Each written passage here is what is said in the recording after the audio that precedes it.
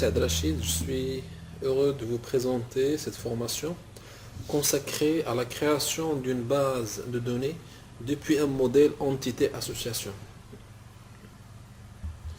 L'objectif de ce cours est d'identifier les règles pour transformer un modèle conceptuel des données ou bien un modèle entité-association en base de données. D'abord, faisons un rappel sur la modélisation des données. Qu'est-ce qu'un modèle entité-association?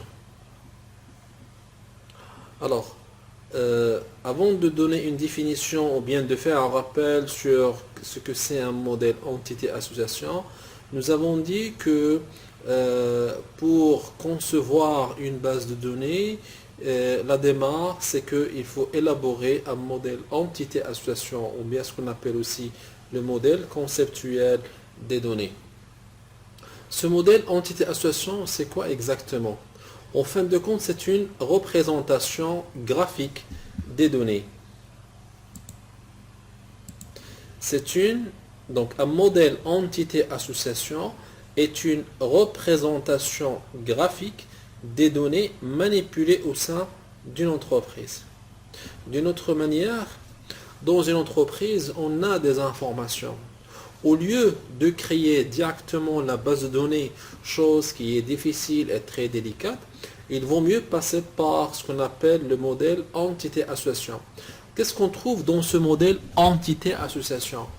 En fin de compte, on trouve les données qui sont regroupées dans les entités et ensuite on trouve ce qu'on appelle des relations ou bien des associations entre ces entités-là. Donc le modèle entité-association, c'est une représentation graphique. Donc on donne une représentation graphique.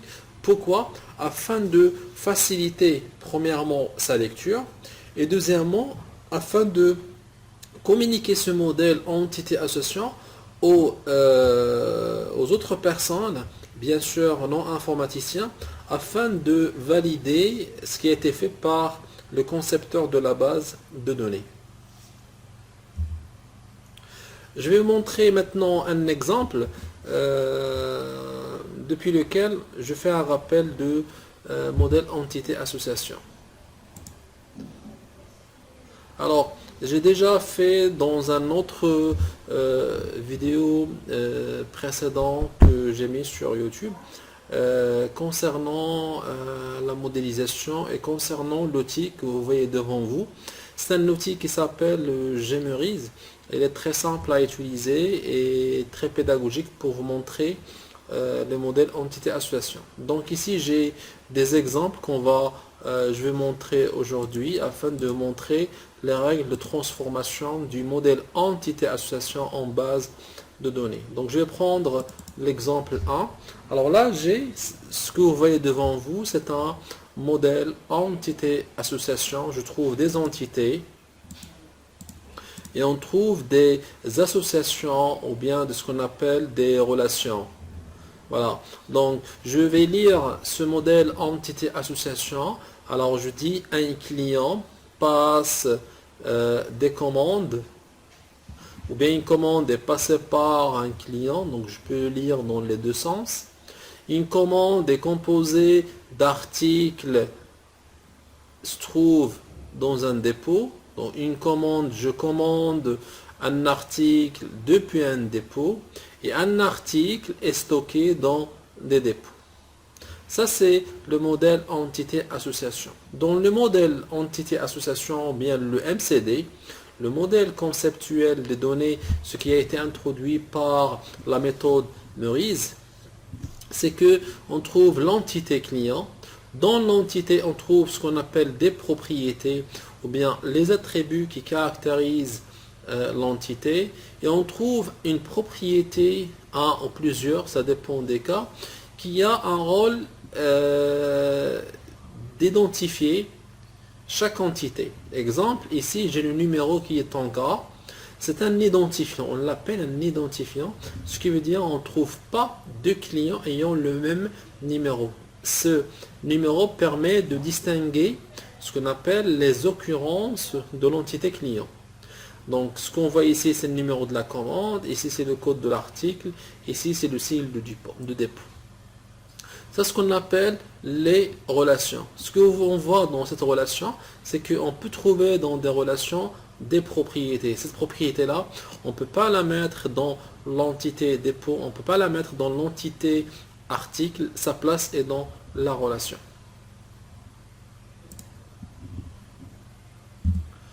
Passons maintenant pour voir les règles de transformation. Je fais un rappel aussi, c'est que vous avez élaboré un modèle entité-association. Maintenant, le passage vers la base de données, il est simple et ça peut être aussi automatisé. Il y a des règles qu'il faut respecter. On va trouver 4 règles. Il y a 4 règles pour transformer votre modèle entité-association en base de données. La première règle, qu'est-ce qu'il dit? Dans le modèle entité-association, ce que vous voyez ici sur le tableau, dans la modélisation ou bien dans l'organisation, on trouve entité, propriété, identifiant, occurrence. L'entité devient une table. La propriété devient un champ, l'identifiant devient une clé primaire et l'occurrence devient enregistrement. Je vais ouvrir un petit parenthèse pour parler un petit peu des concepts de la modélisation. Ou bien la question c'est pourquoi on parle d'entité, propriété, identifiant. Pourquoi ne pas parler directement des termes comme table, champ? Alors, lors de la conception, on ne manipule pas l'informatique. On est plutôt dans un domaine organisationnel. Et lorsqu'on fait de la conception d'une base de données, on travaille généralement avec les personnes du métier. Et les personnes du métier n'utilisent pas les concepts de l'informatique. Ils utilisent des termes manipulés dans l'organisation. C'est pour ça qu'on trouve le terme entité, propriété, identifiant, occurrence. Par contre, dans les bases de données, là on est pur dans l'informatique, on ne parle pas d'entité, mais on parle de table, champ, clé, enregistrement. Donc la règle 1 dicte que chaque entité devient une table. Ici, j'ai l'entité client, l'entité commande, l'entité article, l'entité dépôt. À la fin, on aura 4 tables. Ça, c'est la règle. En plus, les propriétés dans les entités deviennent ce qu'on appelle des champs. Je vais avoir un champ qui s'appelle le nom du client, le nom, l'adresse téléphone. Dans la table commande, je vais avoir le numéro de la commande, la date de la commande, la date de livraison, etc. Donc, je trouve, en plus, j'ai oublié une chose, c'est que l'identifiant devient une clé. Ce numéro, on ne parle plus de identifiant, mais on parle de clé. Alors, ici, on a 4 tables. La question maintenant qui va se poser par la suite, c'est quel est le sort des relations? Qu'est-ce qui vont devenir les relations? Alors, maintenant on passe à la règle 2.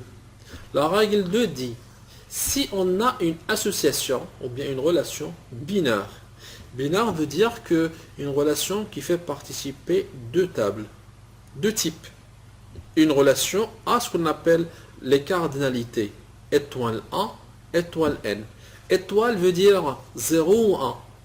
Je peux être dans un cas de 0,1, je peux être dans un cas de 0n, je peux être dans un cas de 1,1, de 1n, etc. Donc ça, c'est les cas dans lesquels je peux trouver une relation qui peut faire participer 2 entités. Alors si j'ai une association binaire entre 2 entités, qu'est-ce qui se passe? En fin de compte, cette relation va disparaître. Donc la relation ne va pas devenir une table. Mais qu'est-ce qui va se passer?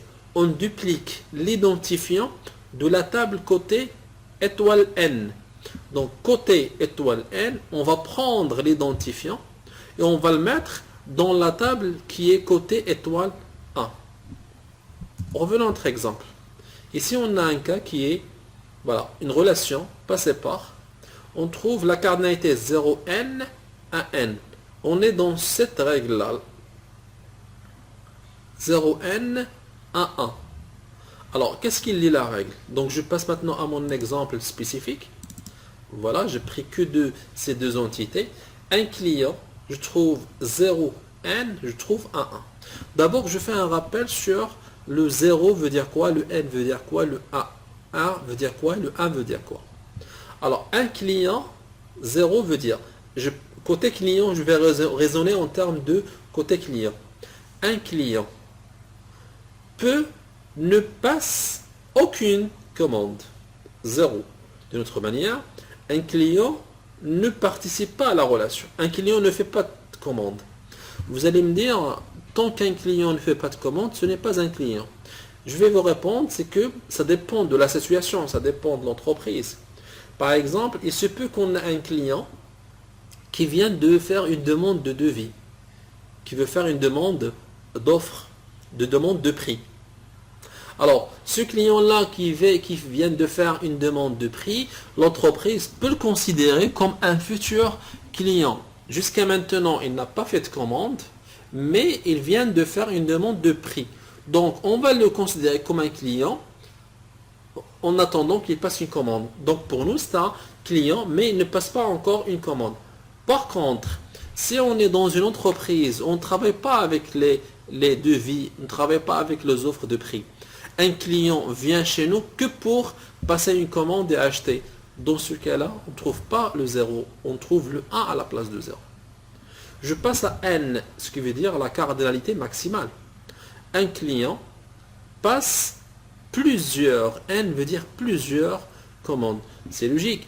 Un client peut passer une commande, un client peut passer deux, et on peut trouver un client qui peut passer plusieurs commandes. Je vais maintenant lire le A1. Qu'est-ce que veut dire le A1? Je prends une commande qui est un numéro 001 par exemple. Cette commande est passée par combien de clients? Est-ce que je peux trouver une commande passée par aucun client? 0. Impossible. Tant que j'ai une commande, automatiquement j'ai un client. Donc une commande au minimum est passée par un client. Maintenant le 1, le deuxième 1, ce qu'on appelle la cardinalité maximale. Le premier 1 s'appelle la cardinalité minimale, le deuxième s'appelle la cardinalité maximale. Commande peut être passée par combien de clients? Je prends une commande toujours qui est un numéro bien spécifique. 001. Il est passé par un client qui s'appelle Ali. La commande 001, est-ce qu'il peut être passé par un autre client qui s'appelle LL? Impossible.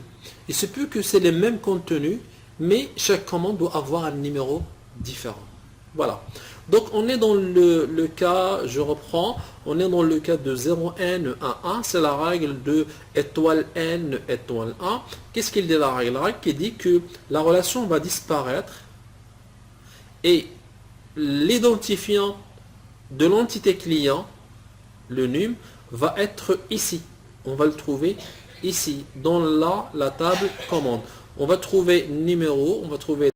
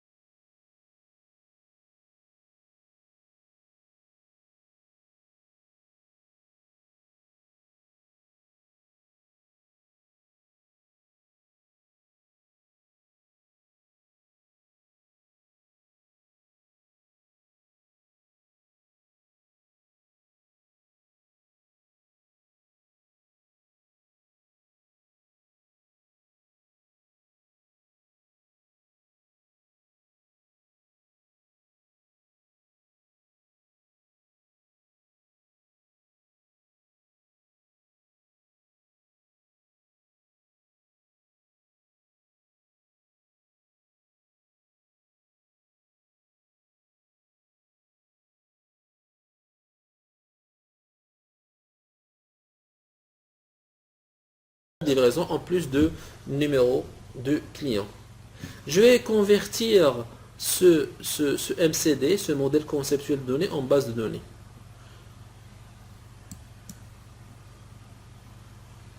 Voilà. Je viens de le faire avec l'outil Gmerise. Voilà ce qu'on a. La table, ça ce qu'on dit maintenant, on ne dit pas entité, mais on dit table client. Num, nom, adresse.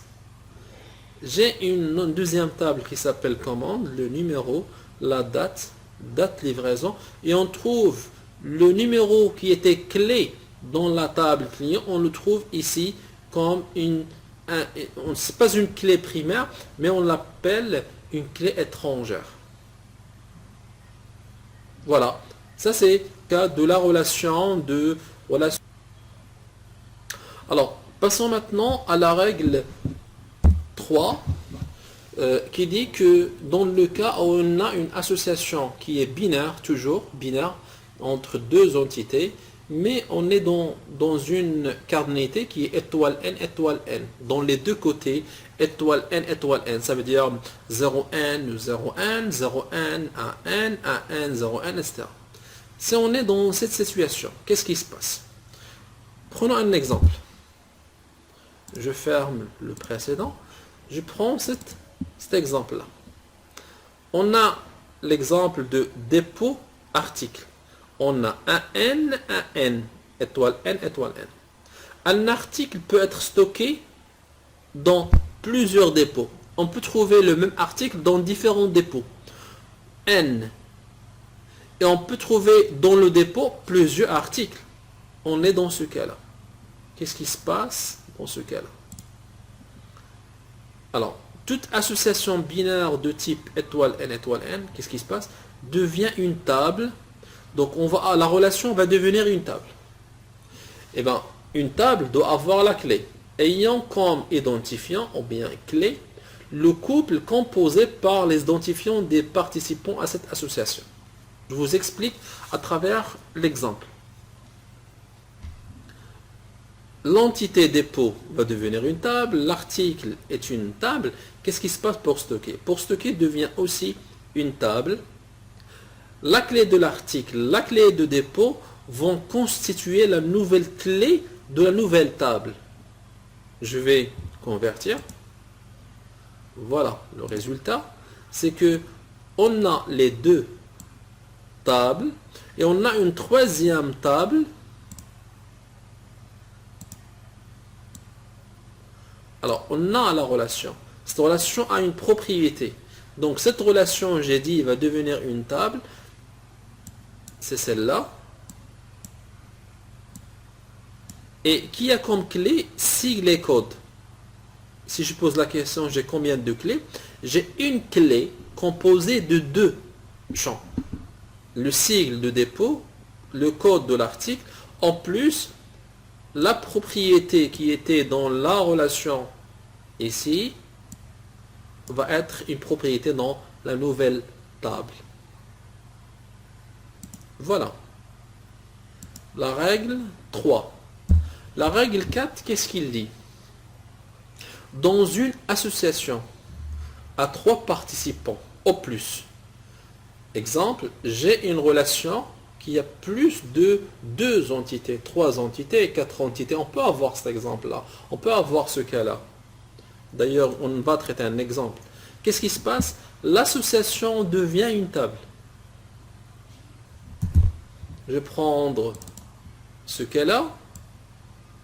J'ai une relation qui s'appelle composé, qui fait participer, l'entité commande, l'entité article, l'entité dépôt. D'abord, je vais lire. Une commande peut avoir un ou plusieurs articles depuis plusieurs dépôts. Article. Je peux avoir un article. 0 veut dire un article qui peut ne pas être commandé. Et je peux avoir un article qui peut être plusieurs fois commandé. Depuis un dépôt, on peut faire plusieurs commandes, on peut faire 0 commande. Je pense que c'est clair. Alors maintenant, nous avons dit que l'entité commande, l'entité dépôt, l'entité article vont devenir des tables. Quel est le sort de la relation commande? La relation commande devient une table. Donc, composé va devenir une table. Ayant comme identifiant le composé des identifiants de toutes les entités. Cette entité va devenir une table. Et qu'est-ce qu'il aura comme clé? Entre parenthèses, chaque table, en principe, doit avoir une clé. Et une clé, c'est un ou plusieurs champs qui vont différencier ce qu'on appelle les enregistrements. Alors, cette nouvelle table composée de va avoir comme clé composée de numéro de la commande, sigle et code.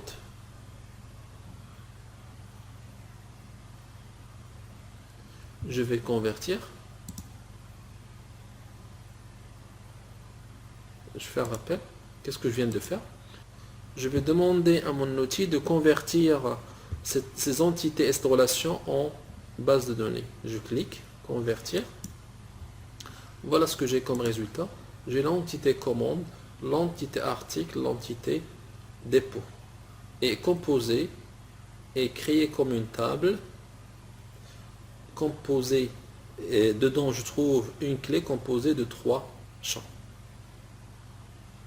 Si je reviens à mon exemple précédent, alors on vient d'élaborer ce modèle conceptuel de données et on va demander à l'outil de le convertir. J'ai dit au début que pour convertir un modèle conceptuel de données en base de données, cette action peut être automatisée. C'est le cas que on ne va pas faire ça de manière manuelle comme c'est le cas de la modélisation, mais lorsqu'on termine notre modèle entité-association, il suffit de demander à notre outil de convertir. Lorsque je fais la conversion, il génère en fin de compte 2 fichiers. Le fichier derrière, c'est ce qu'on appelle les requêtes SQL permettant la création des tables, ce qu'on va voir par la suite. Ce n'est pas dans cette vidéo-là. Cette vidéo est consacrée à la transformation, à la conversion d'un modèle conceptuel des données en base de données. Voilà, donc chaque entité devient une table, client devient une table, commande devient une table, article devient une table, dépôt devient une table, et on a les 2 relations qui ont devenu des tables. Voilà, c'est un aperçu global sur les règles de transformation et les règles de conversion d'un modèle entité-association en base de données. Voilà, j'espère que je vous ai donné un aperçu rapide et bref afin de vous mettre à l'action. Et voilà, je vous remercie.